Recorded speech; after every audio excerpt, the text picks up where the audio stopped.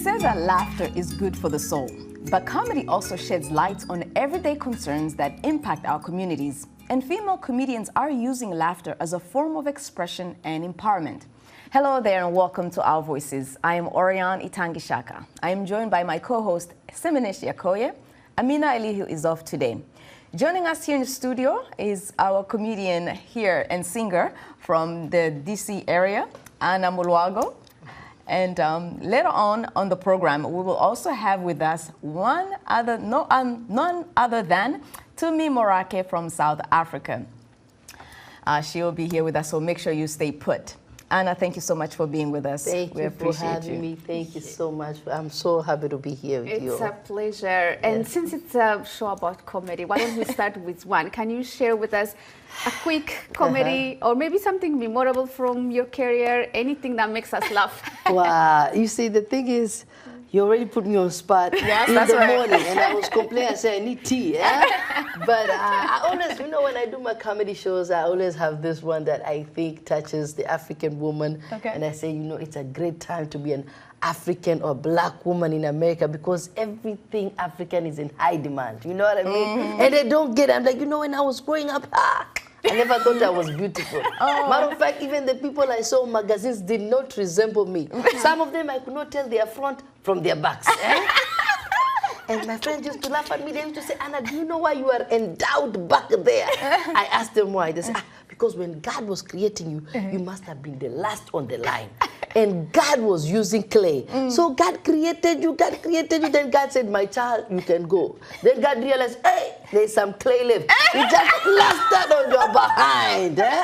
And then they start laughing, but I say, but guess who's laughing now? So you got extra clay? Yes, I got extra clay because now the last shall be fast. Because now women everywhere are looking for big butts, big hips, full lips, but look at us, African women, endowed with natural beauty. Can I get an amen in the morning? Yes. Oh my goodness. Anna, do you find your own jokes funny? Because I think you are so funny sometimes. I'm like, I wonder if she laughs at her own jokes too. Yes. You know, as a comedian, you have to laugh at your own jokes before you put them out there. If you don't, because if you don't like it, somebody, how are they going to Even before the show starts, I was laughing just looking at her. I was laughing. So you have to like it yourself. You have to feel like, and sometimes when you're creating, you have to be in your corner and be like, this might not hit right. How can I make it, you know? And then when you find yourself smiling, you're like, this is it. This is it, yes. I think it's also the energy. Because when you come with the energy, people start laughing before they even hear anything you have to say. Yes. The energy is already pulling them in. The energy is important, Wow. Yeah. Well, African female comedians have made significant contribution to the world of comedy on the continent using their unique perspective and experiences to entertain their audiences as well as to challenge stereotypes. They bring laughter to the stage, television, and offline and online platforms, crafting humor and in their storytelling skills. But before we go any further into today's show, we would like to highlight a few female comedians we find to be outstanding. One notable African female comedian advocating for social issues is Njambi Magarth. Born in Kenya and based in the UK, she uses her talent to shed light on important social and political issues such as colonization with boldness. Another one is Kansime Ann from Uganda. She's a comic and actress who's been referred to as Africa's Queen of Comedy by some media outlets. She's not only entertaining, but also tackles topics such as gender roles, relationship, and cultural norms while challenging stereotypes and advocating for gender equality in her country. Also, hailing from Nigeria is Gloria Olurotumbi, better known as Maraji, a comedian and social media personality. She started her career making lip-sync videos and mimicking songs. Maraji role-plays in her comedy skits and switches between accents and vocal pitches to catch her audience. Now, this week on Our Voices, we'll take a look at several more African female stand-up comedians who are making their mark in this genre of entertainment, while also advocating for what they believe makes our society a better place. Well, we are going to start the show in Burkina Faso. We have shown you a story in the past, but it's still relevant to today's conversation. Burkina Faso has a growing comedy scene. Despite the international popularity of French Burkinabe comedian Rukita Ouedraogo, the genre there still is dominated by men. Claire McDougall reports from Ouagadougou.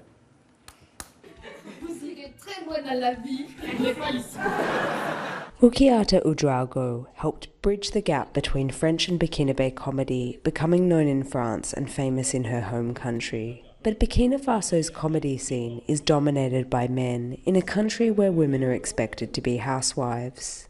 The organizer of Ouagadougou's annual Festival of Laughter and Comedy hopes to change that through training.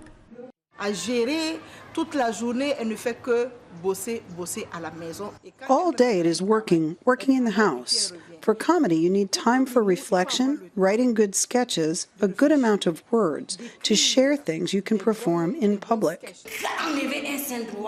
The country's male comedians train 10 women on scripting, improvisation and performance for the festival. They got support from the Ministry of Culture and Tourism. There is also a cultural problem. In Burkina Faso, women are more reserved. They aren't so exposed. We want to take this warmth, this comedic oxygen, to say that women can make it. The women comedians also hope they can help Burkina Faso, a country struggling with insecurity and displacement, to laugh again. You are displaced without a home. You no longer have your village. You no longer have your parents. You are there, you are sad, almost wishing you were dead. For those who are like that, to offer one moment, a second of laughter, will offer hope. With the stage set, the show can begin. There are a lot of things for women to say, and they must become a voice for the voiceless. Women must be part of the comedy scene, because humor has a message. The experience has brought the women confidence and the possibility of careers as the leading ladies of comedy in Burkina Faso. Claire McDougall for VOA News, Ouagadougou.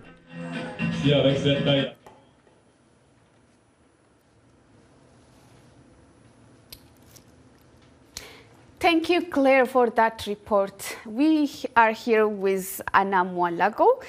Anna, let's start. When you started your journey as a comedian here in the US, you had a challenge. Your accent kept coming up as a way to discriminate against you, but you didn't give up.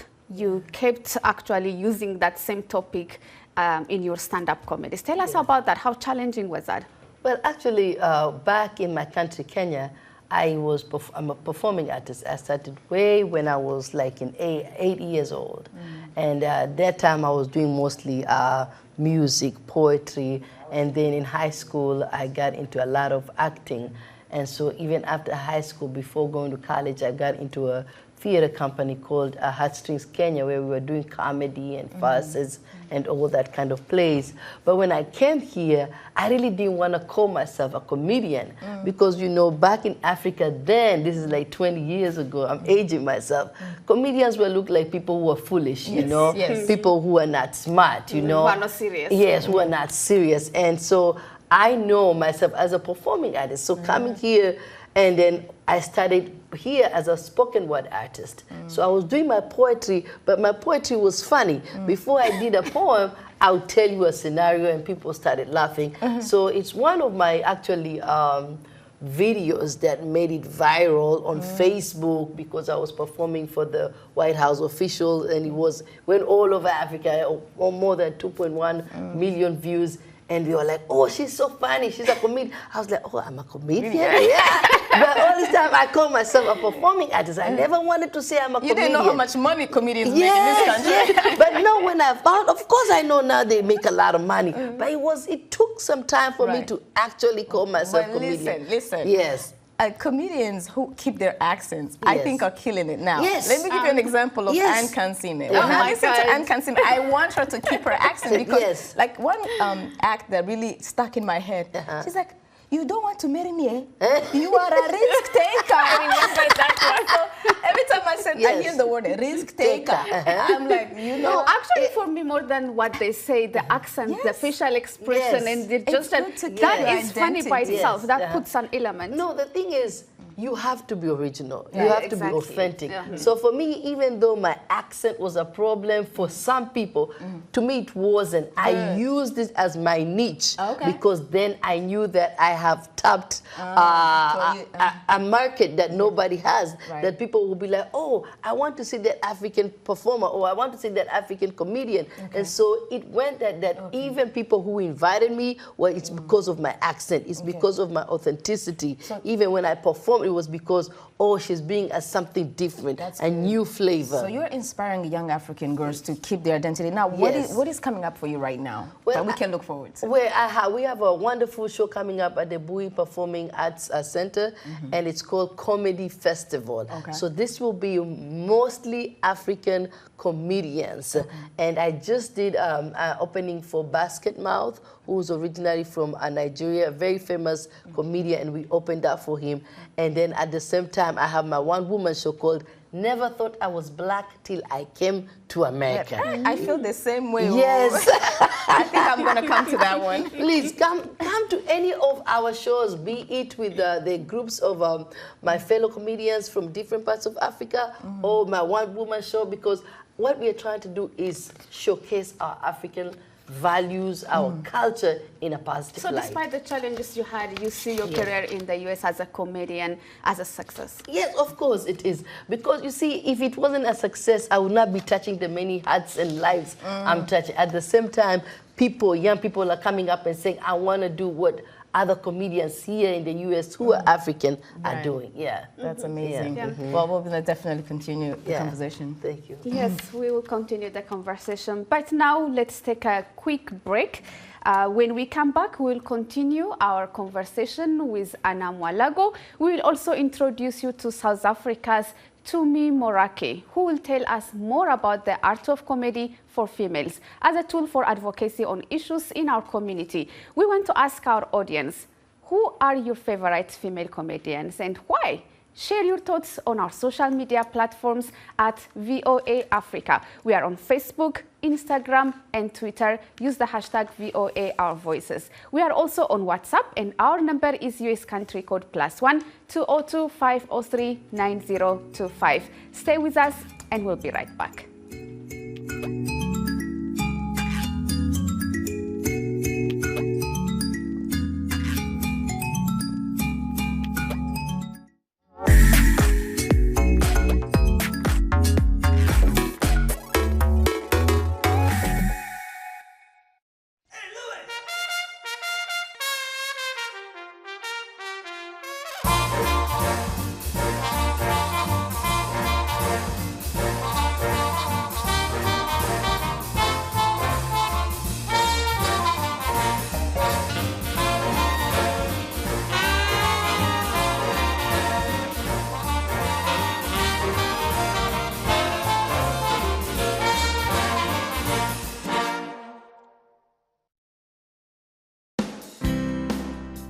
Health, wellness, sport, beauty, medical breakthroughs. Healthy Living cares about your well-being. What are the main health concerns in Africa and around the world? Find out the latest on coronavirus. Connect with our experts and ask them questions. How long does the virus stay? Join me, Linor Moudou, in Washington, every week on Healthy Living, right here on VOA. You're watching VOA's Red Carpet. My name is Jackson Vunganyi. Thank you so much for joining us each week right here on Red Carpet. We bring you the latest in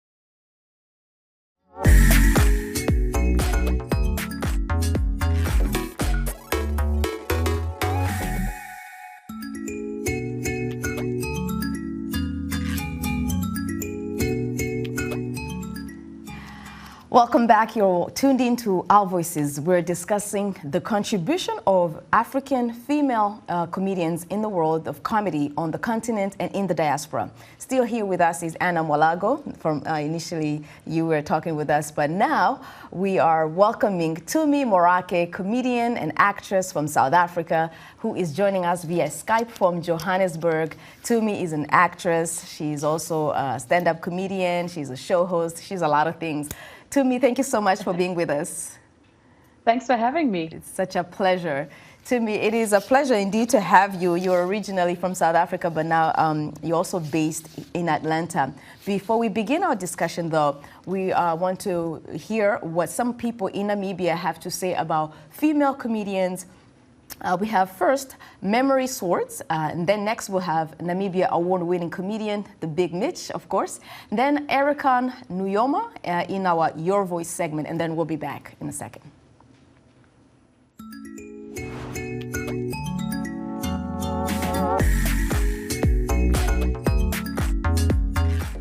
When it comes to comedy, our ladies are limited by African culture. It seems there are certain things they cannot say in public or else society labels them. Namibian comedy actually, we really reached a level that we actually broke through to some of the industries outside, like in South Africa, Zimbabwe, Botswana, and so on. So it has reached a really mature level at this point where I can say, okay, corporates are also getting into it. But then, we do not have a lot of female comedians. We do not. We have a thing called Last Comic Standing, and we put it out in the newspapers and so on. But then we just don't have a lot of females coming for auditions and so on. So we really do need some female comedians, and there's help out there to also help them to really get the craft right. But they do not come out. I've actually attended some female comedy shows before, but I don't think women are really addressing the key issues, like gender-based violence and crimes and child abuse and things like that. I think it's much more about material.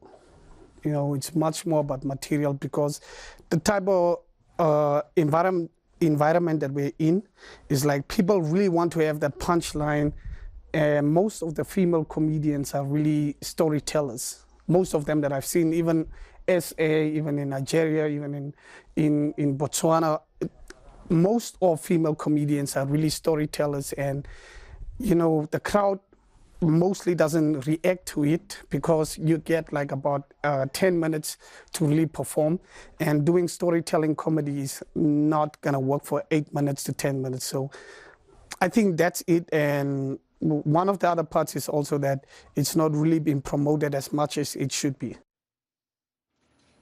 Thank you for everyone who shared their opinions. And in this segment, we are going to be talking about the success of female comedians.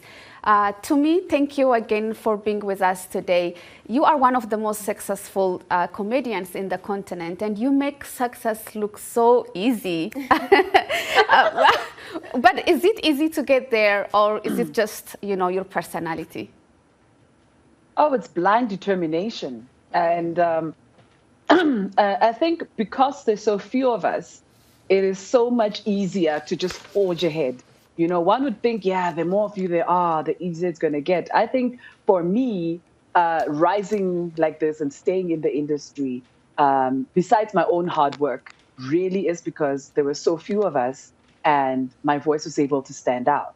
And now you have more and more females coming up. So now it's becoming easier for those who are there aren't enough doing it. So I don't know where to start. Now there's so many of us doing it that it's time for women to just jump on because we've made it easier.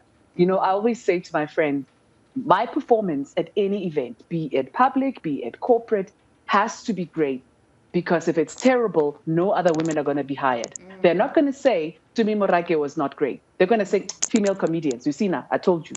So I always make sure that I remember that I need to pass the baton. And so they need to see me and go, shoo, we need another woman. That's amazing. Now, Tumi, we talking about success, and sometimes to be successful, there are some things you kind of have to stay away from or to stick with. Now, let's talk about in countries where people have experienced a lot of trauma, whether it be because of war or because of maybe apartheid in South Africa. Are there some topics and some issues that you are basically a no-go zone for you because, you know, it's offensive, maybe because it brings back unhealed wounds, or are there other jokes that are okay on those particular topics, or do you just wing it and, you know, it's comedy?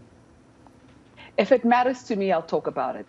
You know, it's interesting that in your Voxies, one of the guys said that the problem with women comedians is that they don't address issues like gender-based violence. And I'm thinking, are the male comedians doing it? Come on now.